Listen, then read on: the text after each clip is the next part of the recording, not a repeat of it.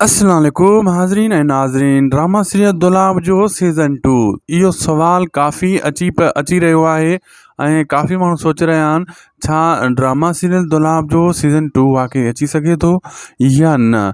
अॼु जेका अपडेट आहे ज़बरदस्त अपडेट्स आहे ऐं इन सीज़न 2 ते अपडेट आहे दोस्तो।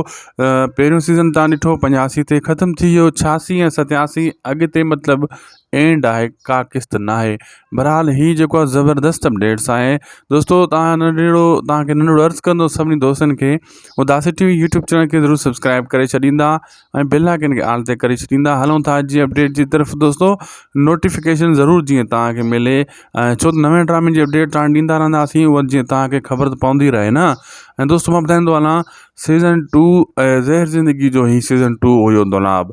ज़हर ज़िंदगी सीज़न 1 हुयो, उन में इहे ई अदाकार हुया ऐं कहाणी सभिनी खे वणी हुई। ऐं सीज़न 2 माण्हुनि लिखियो हुयो, काफ़ी माण्हुनि लिखियो हुयो सीज़न 2 नालो चेंज करे दुलाब जो इन ड्रामे खे ॾिनो वियो। बाक़ी हाणे सीज़न 2 न सीज़न 3 तव्हां चई सघो था।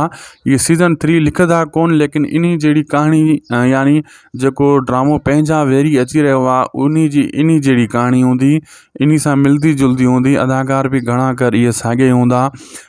सीज़न 3 वञी बीहंदो उहो। ऐं सीज़न 3 न लिखंदा, लेकिन उनजो नालो पंहिंजा वेरी आहे, उहो तमामु जल्द लॉन्च थींदो ड्रामो।